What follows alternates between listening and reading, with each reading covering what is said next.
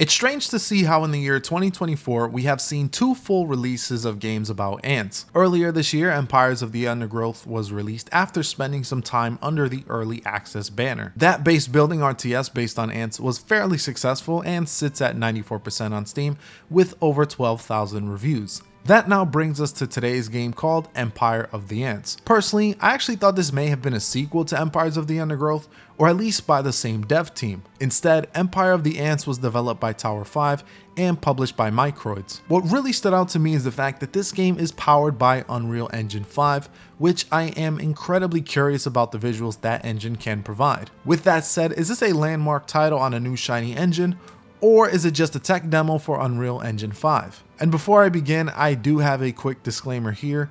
I did receive a free code from the publisher Microids. While I do appreciate the free code, it will not deter me from a fair and honest review.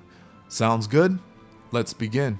So when you start the game, you're given a cutscene establishing the world around you. You are Ant 103-683rd on the colony Bellicor. There is a flood that has wiped many of the ant colonies nearby, and it is up to you to help save as many ants as possible and help rebuild in a variety of ways. Your first mission involves chasing down a butterfly, which serves as the first tutorial for the basic controls. Honestly, quite a bit of the first few missions are tutorials walking you through the various mechanics found throughout the game. We will dive more into the strategy mechanics later in this review. Personally, I quite enjoyed the exploration missions as you are moving around the world. Since you are an ant, you can basically climb upon anything and even hang upside down on it. Being upside down on objects can take a bit of time to get used to from a control perspective, but it eventually makes sense. Even though this is advertised as a strategy game, there's quite a bit of missions that involve platforming, which I wasn't sure how to feel about. Thankfully, I actually found the platforming to be fun and enjoyable. Due to the environment, you'll have to really observe your surroundings and get creative in how to reach your next destination. Water is also a death sentence, so you'll need to be careful not to get swallowed up. It's overall challenging, but otherwise a fun surprise. And yes, we might as well talk about the graphics, as that is the main appeal of this game. For this being my first Unreal Engine 5 game I've played, the graphics are absolutely fantastic. There is a huge level of detail on the animals present, and especially so regarding the environments. The lighting used here is such a step beyond anything Unreal Engine 4 had to offer,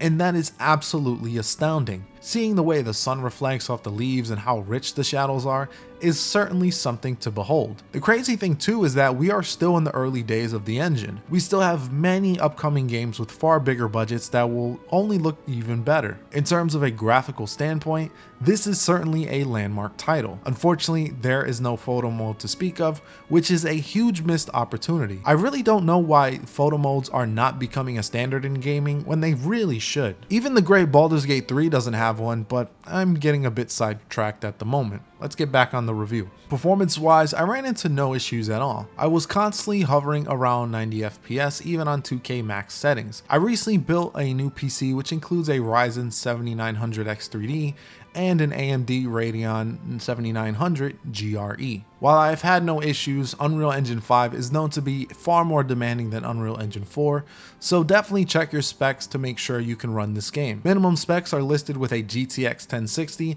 while the recommended specs include an RTX 3080. Considering the most common video cards listed according to the Steam hardware survey, this game will definitely spec out a good portion of people's current machines. Okay, so enough gushing about the graphics and on to the gameplay. After each mission, you're brought back to the hub world to select the next one. At first, the game is pretty linear in terms of only having one mission to choose at a time, but eventually opens up to more choices. You'll still complete all the missions, but can choose the order you want to complete them. For the exploration missions, these focus on controlling you and you alone. I mentioned platforming that can be found in these missions, but there are also other tasks such as locating lost worker ants using pheromones or capturing other insects. These can be fun, but also have some pretty tedious moments that can feel a bit tedious depending on the task.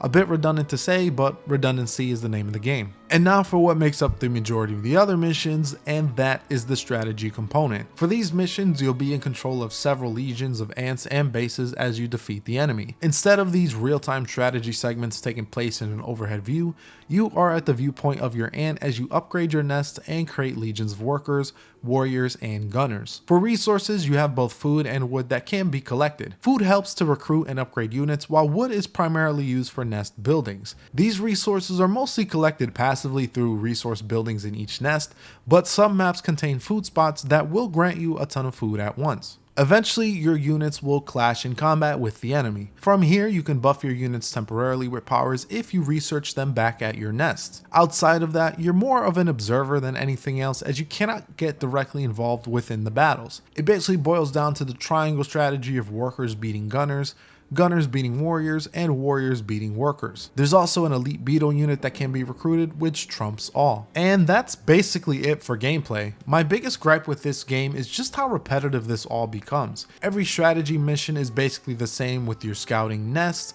sending your legions to take over, and building up the same buildings over and over again. There definitely is fun to be had controlling legions of ants and using your battle abilities once combat is engaged, but I do feel like there should be a bit more to it. More troop types and the ability to further customize your legions would have went a long way in helping the game feel fresh throughout a playthrough. Outside of the story mode, there is a multiplayer mode to participate in. You can participate in ranked 1v1 matches, ranked free-for-all matches, or even create a custom match of your own with your own parameters. When creating a custom match, you can fight against others or create a match fully with AI. Unfortunately, I wasn't able to play alongside anyone before this review, but I can see this being a way to extend some playtime. It might be more enjoyable to go against other people than bots, but I don't see this as something that would really catch on due to the lack of depth in the strategic gameplay. I can see someone playing a few matches here and there, but nothing too substantial. So overall, I can give a recommendation, but only really on sale. While the photorealistic graphics are certainly a technical marvel to behold,